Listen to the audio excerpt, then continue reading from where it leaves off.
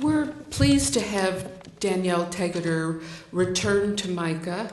She was here more than 3 years ago, gave a very enlightening lecture, and she also did some crits with students, which I understand were very well received. You may remember that she was scheduled to be here in September, or the late August, but Irene arrived instead. So she postponed, and very pleased that she's here today. Dannielle received her MFA from the School of the Art Institute of Chicago and currently lives and works in New York. She has had several noted solo exhibitions and is represented by, I know I did something there. She's represented by Yushka, and in New York, and Gregory Lind in San Francisco. She is okay, don't laugh because it'll just disintegrate, okay, Barry? Yeah. She teaches at the City University of New York, and where she's the director of the graduate MFA program. Her work has also been exhibited in PS1, the MoMA, the New Museum, the Brooklyn Museum, the Artist Space. She's received a Pollack-Krasner Foundation grant, the Fulbright Scholar Grant, and a Marie Walsh Sharp Studio Foundation, and most recently a Smack Mellon Fellowship. Her drawings have also been collected by the Contemporary Drawing Collection at the Museum of Modern Art. Although her work is primarily inspired by architectural blueprints and technology sketches, it's in fact has a very spontaneous painterly quality. Or as Karen Rosenberg said in the New York Times, Dannielle Tegeder depicts convoluted networks of angular constructivism where she tempers neo-constructivist geometry with watery splashes of gouache. So join me in welcoming Dannielle Tegeder, and we'll find out more about her work.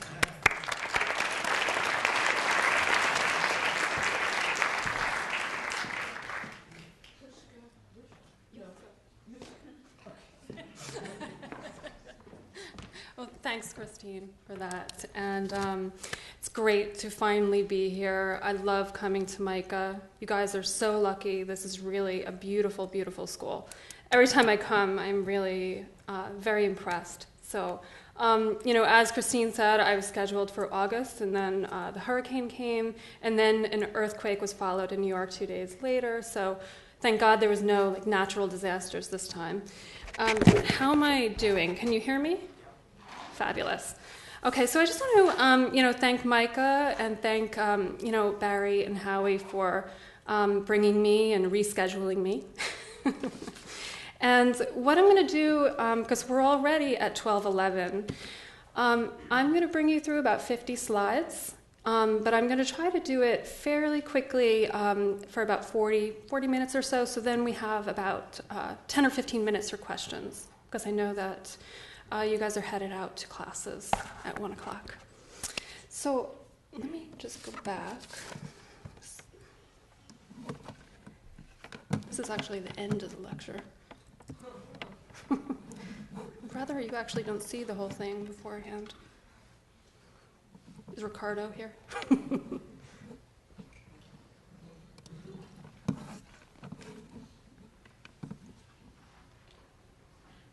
while you're waiting, I'm going to start talking. I was just going to say that you might want to mention something about after the lecture when we go back to the studio center.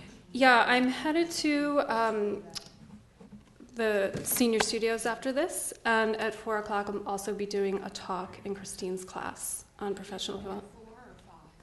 I thought it was 4.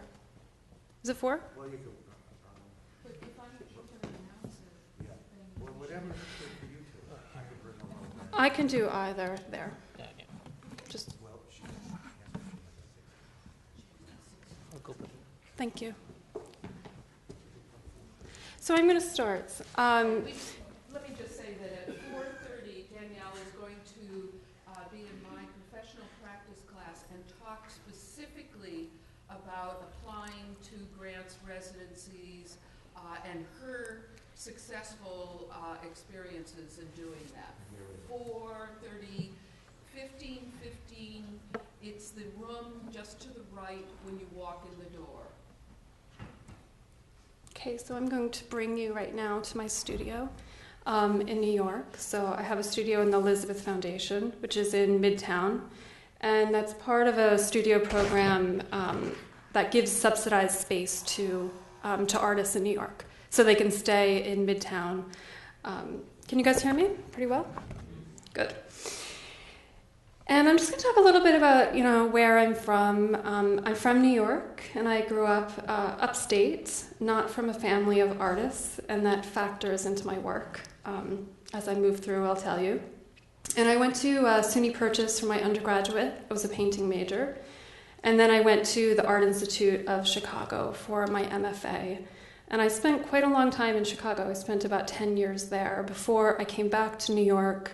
And that was also for a residency program, which was the Marie Walsh Art Foundation, which gives a free studio in New York. It's a pretty fabulous program, and I'll talk about that later.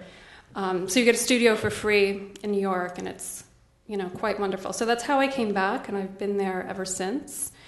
And I also teach, as Christine said, so I'm the director of a graduate program at CUNY. And I've taught in a lot of different art schools and so forth. But teaching is also a pretty big part of my practice. So as I mentioned, this is my studio. And I would say I'm definitely a painter, although I work in drawing, installation, animation, sound.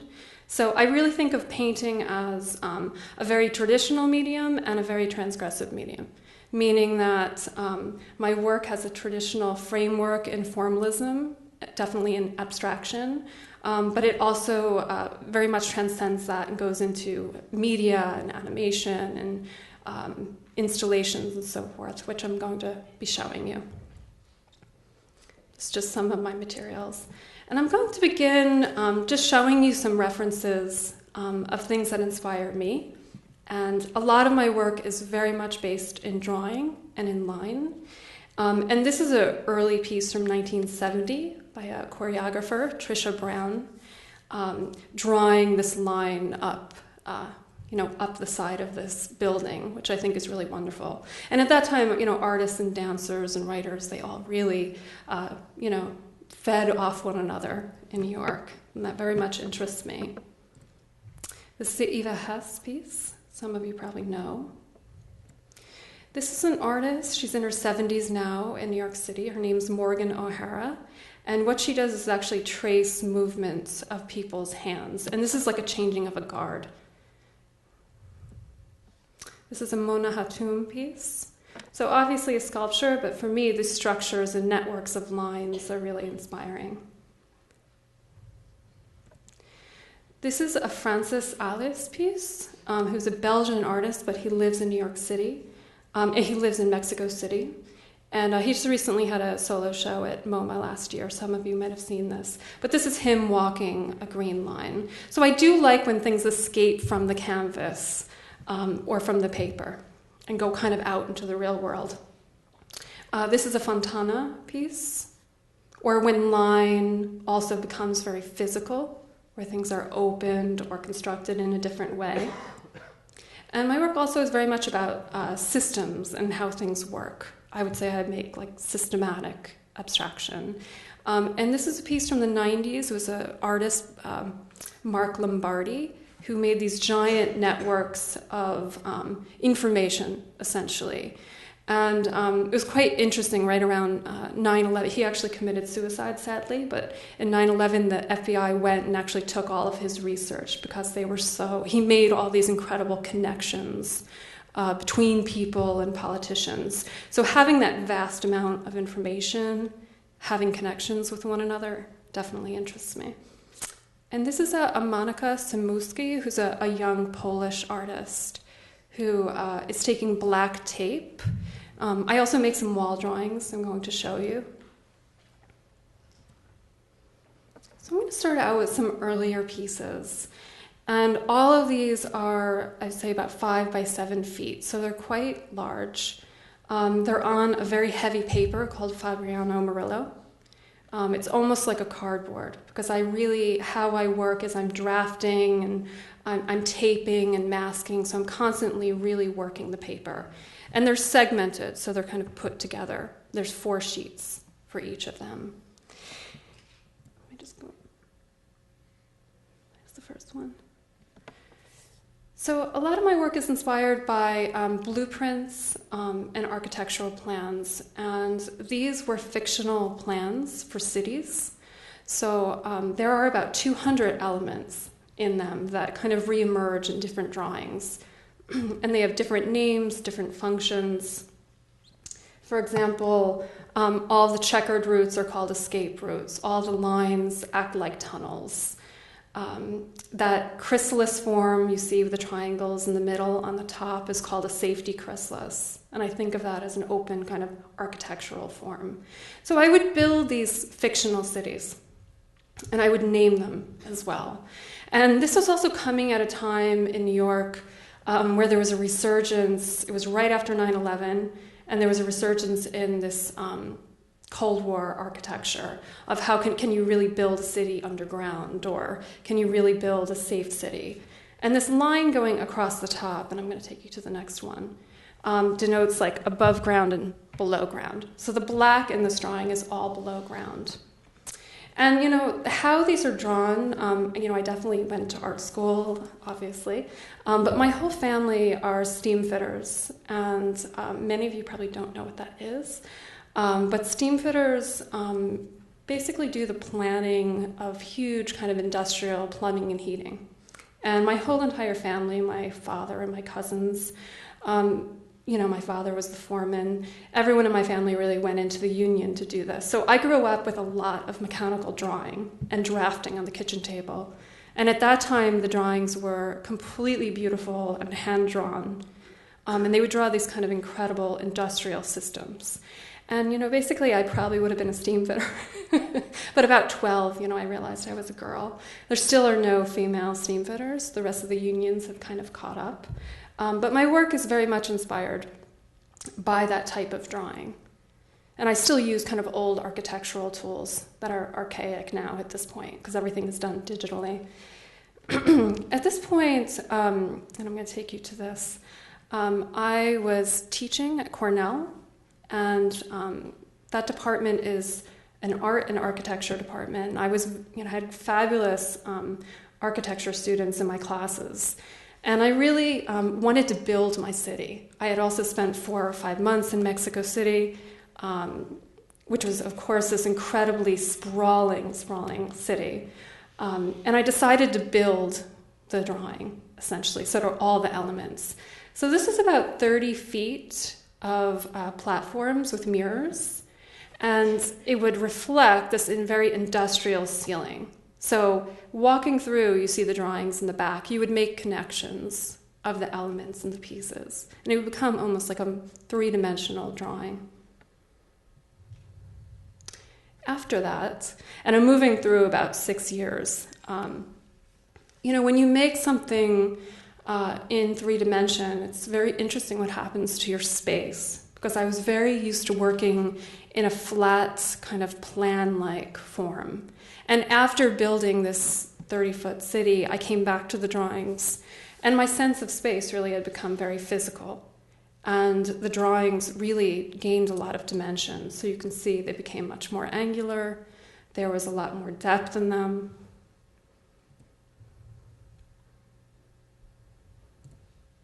I'll just show you a detail on that one.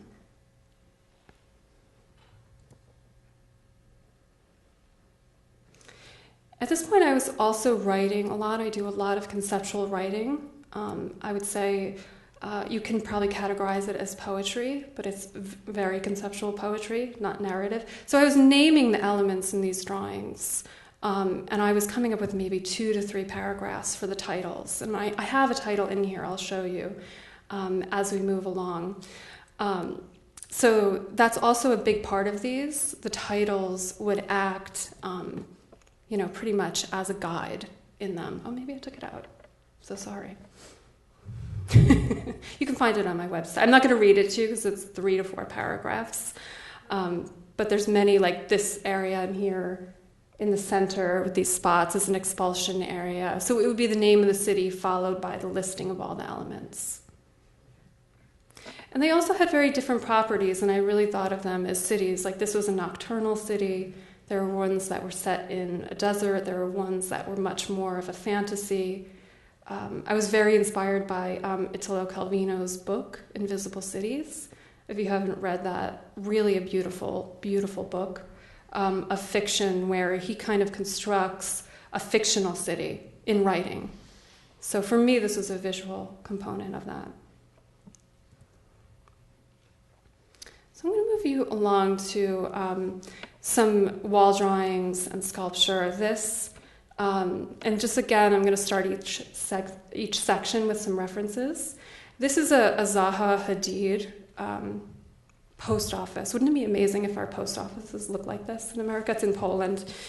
And gorgeous. Zaha Hadid, if you don't know, is an Iraqi woman architect, the first woman in the United States to get a museum commission. Excellent for her. She's also a painter. So this is a Lissitzky drawing, or a Lissitzky painting. So I look a lot at the constructivists, and I just recently had a show that I'm going to show images that are really reference this. And this is a Lissitzky room from 1923. And actually, MoMA last year reconstructed this room, and it was quite incredible to walk into this room and to think that this happened in 1923. It was so inspiring that the artists were that revolutionary to really take a painting and completely deconstruct it. And these are wood. They're affixed to the wall. So I decided to go on to the actual, since my work was so much about architecture, I decided to start working directly on the wall. And this is a 40-foot wall drawing that I did at the Chelsea Museum in New York. And it was really an interesting experience for me because I showed up, and when you're a painter, you're very used to making your canvases or your drawings, and then they go out and they are installed in a space. When you're working on a wall, you show up, and there's lots of things that happen. The first thing that happened is there was this big column there that hadn't been on the wall plan, which was a little disconcerting to me, to say the least. I thought, what am I going to do with this giant column? And the interesting thing is, it really, again, it became my favorite part of this drawing because for the first time, you could enter my drawing. So I could walk in and I could walk around that column. So it was like my drawing that became 40 feet and then deconstructed in a sense. And that was really inspiring to me, to also just work with the height of the walls, the actual, the floor. The hard thing about the wall drawings, and I've done about 10 of them at this point, is they are painted over at the end. So I just make a thing with every museum that they don't tell me when they do it. There's some artists that really embrace the ephemeral quality of this. I seem not to be one of them. I wish I could preserve it in some way, but still that experience of working that large really, added a lot of things to my work. This is a detail in the corner. This is a painting, a 5 by 5 foot painting. So again, just like the work on paper, I'm masking, but I also use a technique where I paint on plastic, I paint acrylic, and I cut out that shape, and I put it on the canvas with matte medium. Are you still following me? And when it dries, I rip off the back. So it is collaged, but almost not really. It's, since it's matte medium, it's really embedded on there. But it has this collage quality to it. And if you see like these gray shapes, you can see it a little more clearly. And also it weathers the painting. So, pieces come off when I rip it. And that's very important to me. So, even getting back to what Christine was saying, my work, it looks very technical in a sense, or digitally enhanced, or it could be digitally done. But having my hand in the work and making them painting and drawings is really important to me. So having those kind of, I don't know if you'd call them mistakes, but just having like those rips and drips come through.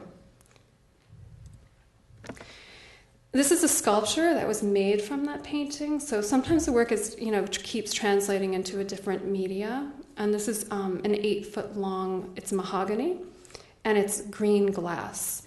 And it was set around other paintings. So as you would walk around in the mirror, it would also be reflecting the paintings around it. So again, it was a little bit like that installation where you would be able to walk behind the column. You were able to enter the pieces.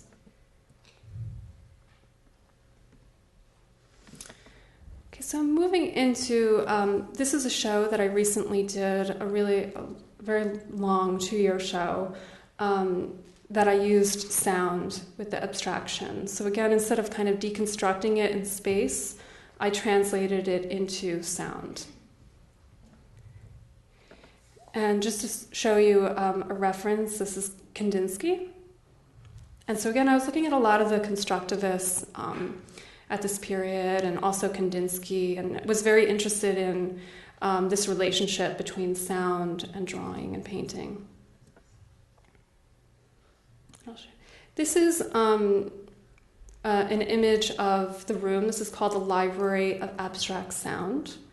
And so there were 140 drawings in the show, and I completely reconstructed the gallery. And this was at Priska-Juska. And so I built the room to size. The walls were painted. I'll show you the other side in a moment as well. So the colors were chosen, also very much this kind of utopian constructivist look to them. And I really thought of it almost as an archive or a library. And what I did is I worked with a sound engineer, and I actually worked with Harvest Works, which is a great organization in New York, who they work with artists. And I worked with a sound engineer who wrote code for the drawings. So what we would do is, after we finished the program, is I would scan the drawing from top to bottom. And I'll show you kind of a close-up. And every piece was 30 seconds to 2 minutes.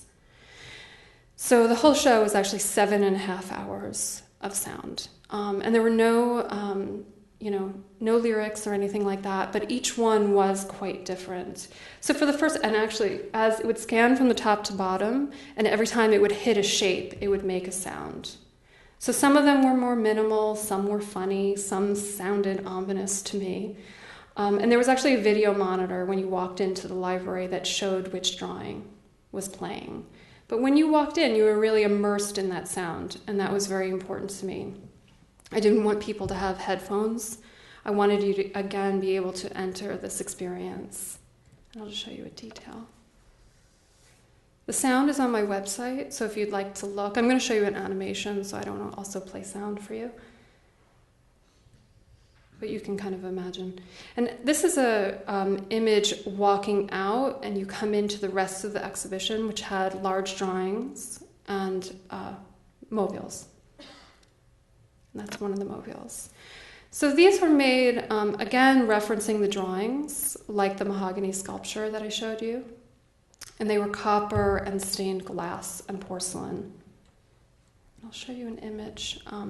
You can see they were hung near the drawing, in front of the drawings. So again, a little bit like back to that city that I showed you about 10 years before this. You would be making connections with the drawing and the space. It would be deconstructing the space in front of you.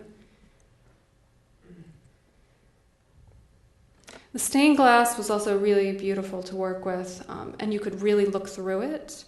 And the light also coming into the space refracted it all over the gallery. So it was, again, like, more of an installation. This is an image of the large drawings. And again, they're all like 4 by 7 feet, 5 by 7 feet. Except for this large one, which is the cream one, which is about 12 feet.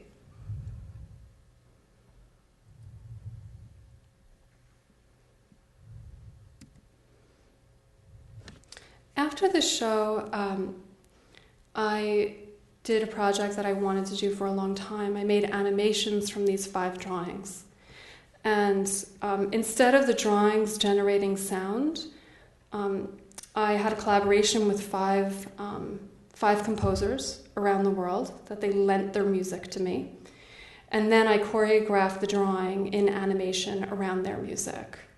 And I'm going to play one of them for you. It's only 4 minutes, and it's of this drawing that you see.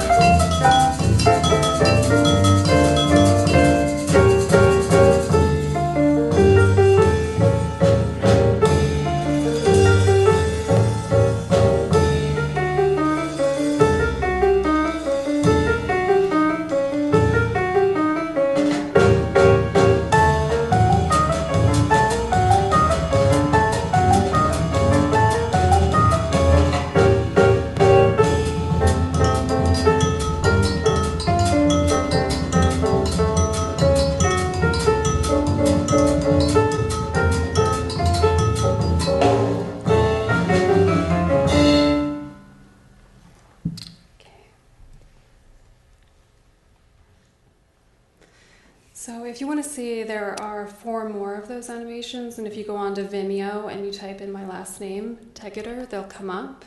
And I will say, when I usually show them, I just showed them at the Islip Museum this last month, so they're shown like really huge as well, like 30 or 40 feet. They project. This was an installation that I just did that included the black animation, that was from the black drawing. And it was with an organization called No Longer Empty, which is really a great organization in New York, and they go into these abandoned spaces, and they completely gut them and make it into an exhibition space. It's almost like these pop-up exhibition spaces. And they do a great job with it. So my piece, you see other work in here, but my piece are the columns. All comes back to the columns. And there's this animation in the back. So again, it was a combination of the animation and the wall drawing. But you could really, as you walk through these columns, they would intersect with the animation behind it and start making relationships with it.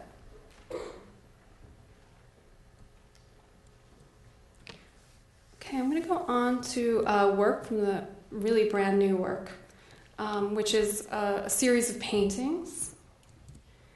And I am back on using canvases. And I'm still collaging in the way that you saw in the last green painting. But I'm leaving them in a much more of a raw state. So, what you're seeing here is the linen is completely exposed. So the gray that you're seeing is, it's not treated in any way. And the rest of the paint is collaged on top of it. And also coming out of working with installations and then coming back to painting, I've been using multi-paneled paintings. And this was in a show at Exit Art recently on geometric abstraction.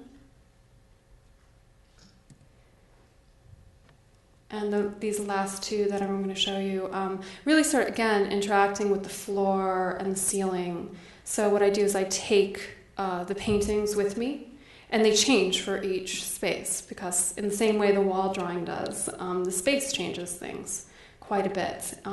So I paint on them in the studio, and then I bring them there and reconfigure them, and sometimes also continue painting on them. And I'm going to show you a final image. This was a show called Wallworks in New York, which is all wall drawings, and you can see they're getting a little bit more elaborate. So this one includes kind of small frame drawings. I've also decided to start painting the wall behind the piece.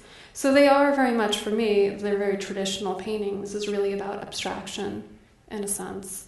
But they really kind of are deconstructing on themselves and into the architecture. So that actually brings, oh my God, I can't believe I hit it right on the mark. It's 12:40. So I was shooting for 12:40, so we could have 10 or 15 minutes of questions and have a little bit of a discussion. Does anyone have any questions? Yeah? What program do you use for the animation? Say it again? What program do you use for the animation? The program... The drawing is digitally, all those elements are cut out in Photoshop, and then they're animated in Flash. So it was a huge learning curve for me being a painter, I have to say. So before this, I had never done animation, but well worth it. I mean, it's so much fun actually to project them in shows and to see your drawing really become alive like that. I feel like my work in some way has had this kinetic motion in it for years. So to actually see that happen was really gratifying. Anybody else? Barry? So did you just teach yourself about the animation? I hired someone in the school that I taught, where I teach at CUNY, and she advised me and kind of took me through the program. And it's a huge amount of work, and it's very labor intensive. For any of you who've done animation, you know this already. So she would kind of meet with me and teach me the program, and I'd work on it and go back to her. And it was a great experience. Yeah. I just follow that question up with a comment. I think this was a great presentation and a great model. Oh, thank you. Just, like you let the work lead you, and you weren't afraid to embrace wherever it took you. So very effective. Thank you, yeah. Yeah, I mean, it's funny, I still do think of myself as a pretty traditional painter on top of it, because I think no matter what medium you're working in, like this is, it's about drawing and painting, so no matter what they're going into. Are there other questions? Christine? What do the steam fitters, how do they react to your work? Well, the steam fitters are pretty fascinating, and it's interesting. It's something like, I didn't talk about that in my work for a very long time, and then I heard actually Ellen Gallagher speak, and she was also very influenced by her family. We're also craftsmen, and kind of laborers, and that really resonated with me about that's what my work is about, is this type of drawing. I think it's so deep within me from my whole life. But what's fascinating about it for me is, of course I have the art world reaction, and that's my world now, but, my family does come, and the union does come to my father was kind of a big foreman in the union, so they do come and see my shows. Especially the old steam fitters are the ones that I love because they really know how to draw. And they actually know how to read space in the drawings. So what's really wonderful is they have an experience that art people just don't have. Because they know what it's like to create a system and create a gigantic amount of space in a plan. So they try to read them like they're real space, which is fascinating to me because sometimes when you read them as real space, they fail. And I like that. So that's kind of a dual reaction I get, which is nice. Are there some other questions? Could you talk a little bit about the difference between actually painting on the wall and then sort of using works that you have and making and arranging, I guess, in that sense? Because I'm interested in how different that is. Than painting in the studio? Yes, painting this versus painting directly on the wall and then just leaving it there. Well, it's interesting, I've had this experience of making my paintings and then they go out to the show and they're hung. And then my second experience was making all these wall drawings where I would go completely on site with a crew. I had 14 people work on that 40-foot drawing because I had to get it up in 5 days, and that's usually the case. So it's almost like a play. I mean, it's like we would work 16 hours, and I had shifts, and there were lots of personalities and love relationships, and everything happened. It was like camp or something. It was very interesting. This is actually a combination between both, which is very nice because it means that I have control in my studio up to about 50 to 80%. Of making the canvases.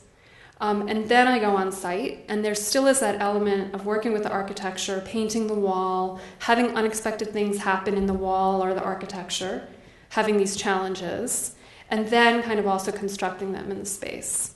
So for me, it's kind of, it's ended up being, I like to have this combination of both worlds in a way.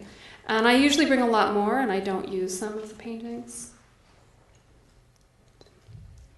Are there some other questions out there? Yes? Do you ever get stuck in your process? Like, feel like you don't know what to do next or something? I think just as artists, and I think that's just part of being in the creative processes, you get stuck. I mean, I think that's inherent in making things. Some of the ways that I have learned to not get stuck, and you could probably see it in how I work. Like when I make drawings, I don't make one drawing. I make 6 drawings.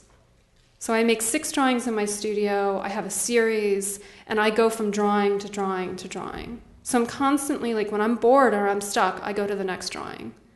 And I would also say that, for example, after I had this giant, the Library of Abstract Sound was a 2-year project. And after the end, I thought, oh my God, what am I, now? I'm this is the end of a giant long. So I made those animations, and that was a huge leap, mentally for me as well, because I had to really get technical, in a sense. So I try to change things up a lot, you know what I mean? I try another medium. I try, go out and work in a different space. I find, going on these installations incredibly inspiring because I think sometimes you're just in your studio and you can really get in a rut there. When you walk into a space and you have to interact with that space and sometimes on a deadline, it really gets you moving. And I would suggest go find a space or something or switch studios with one another. I think it's really good to do that. I think when you get into a rut, it's, you kind of lose momentum. Are there some other? Yes? Talked about writing and process with your paintings or your drawings, and in some cases those have become long titles and very much in tandem with the work. Do you also have a writing process? I do. And it's interesting, I have separated that a lot out from my art, but I've actually published 3 books with conceptual writing. Last year I did a reading. I'm working with a publisher now in California who works with conceptual writers. So this has become another part of my process. It's a little bit too much to talk about with all of this within it, but you can find some things online. And again, like, it's about me gathering information and kind of categorizing it. And one thing you'll find online is a piece that I did called New York City Falling Things. And I was walking along in Brooklyn and a big cement canister thing fell off and smashed the car in front of me. So what I did for 2 years is I collected things out of newspapers for the past 70 years in New York City of things that have fallen. And actually a great site called Ubu Web, which some of you probably know, published it under the Unpublishable series. So you can find things online, and that is a lot. I definitely am writing a lot, in a sense. My gallery was kind of losing patience with me handing them 4 paragraphs for my title. But I've also had 2 shows where I've put out artist books with writings in them. So it's definitely very much part of what I'm doing. Yes? Can you talk more about what you did in between undergrad and going to get your master's, and how you balance having, I don't know, if you had a job or if you were... Yes, that's a good, very, very good question. And something you should think about. And I would say do something big. And what I did, it was actually bigger than I could have ever imagined, is I joined the Peace Corps and I moved to West Africa. So the day after I got my BFA, I moved to Ghana. It was pretty intense, let me tell you. I was not thinking about the art world, which was probably really good. And only the federal government could think of this at this point, but I actually went as an art teacher to the Ashanti tribe, which is kind of this renowned tribe in Ghana. But nevertheless, I didn't do anything. The Ghanaians took care of me. But it was an amazing experience that was incredibly influential to my work, and still is, and still incredibly informs how I think about the world, which I think is very important for artists. I think you should travel if you can. So I was in the Peace Corps for 2 years. Then I came back. I went to grad school. The Art Institute of Chicago was very competitive, very hard. I was really burnt out after 2 years. And I decided to, and I don't know if I'd recommend this, but I took my last student loans and I went to India for a year. So the day after my MFA, I went to India. And I stayed there for a year. I went to an art school in Baroda, which is near Pakistan. And it was great. I traveled almost to every single state in India and met lots of artists that I still have relationships with. And again, it was very good because it took kind of took me out of having to work a crappy job, which I would have had to. I've had a lot of crappy jobs. I should actually tell you all about them. So, so it took me out of that and into an experience where it really informed who I was completely. So those are the 2 things that I did. Yep, Barry. A great image I have of you was, you mentioned exit art. At the opening, you and your husband both took turns following the little daughter around who came to the opening. So with all the, you're very productive. Could you say a few words about family? Yeah, absolutely. And I feel like this is something that should really get discussed in art school. Whether you're a man or a woman, and something that never gets discussed. And then all of a sudden you think, do you want a family? Are you going to have one or not? So what I did is I took it like a research project, kind of like the same way I do with everything. And I went and interviewed 200 very famous, really established, fabulous artists. I went to really famous women, great, like Dorothea Rockburn, lots of amazing women who are really open. And I said, I'm 39. Tell me, whether you had kids or not, do you regret it? That was what I said. Do you regret it or what? And I was actually sadly floored because I looked at these women. I mean, many of them did not regret it. But some of them I looked at, they had their, they were really famous and had their life, and some of them said to me, I really regret it. And it was, and I thought, okay, that's like my answer. And so I did. I had a daughter 3 years ago. I also have an artist husband. So we have an incredibly busy life. My daughter's been in 4 performance art pieces and about 200 artists. Seriously, my daughter was 4 months old and she was in a performance art piece at Bard. So, but we've made it work, and I actually gathered all that information in an anonymous site, and it's called Momtra, Momtra. My name's not on it. It's with 2 other women who also show in the art world who've had kids, and there's a list of 200 women who've had kids who've done very well. A list of family residencies, interviews with well-known artists who have kids, how they balance everything. And it's become a weird kind of famous thing in the art world. It's kind of funny in New York. Some people say to me, oh, you did the Momtra thing. Like, anyone who gets seems to look, because this information is not out there. And you're really at a loss of how to balance your life. And it's not easy. And I think it doesn't get talked about. So that's my take on that. Regretted having a daughter? No, I don't regret it. There are moments that you regret it. I mean, you have to be on it. Don't get me wrong. I haven't slept for 2 years. So no, there are just moments. That you think, oh my God, what'd I do? The famous one is when we were leaving the hospital. I looked at my husband and I started crying, and I said, I ruined our life. And we which was kind of true. I did, but you ruin your life and you get a new one. My big thing was, can I continue to make my work? And that was something that would have devastated me if I couldn't continue doing. And I've managed to do it, and to continue showing and so forth, which, can be intense, but, you figure it out. But no, I have not regretted. But you also waited until you had an established career. I did. I waited until, it's like, I got the tenure track job, the husband, and the baby all the same year. It was something that I had worked towards for 15 years in New York City, as an adjunct, and somehow things fell into place. And I think it would not have been I don't know if I would have been able to do it much earlier. I have to be honest with that. It's I got myself into a situation where I could do it.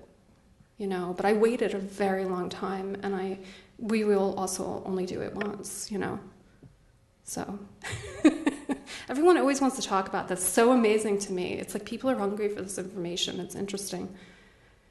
Another question?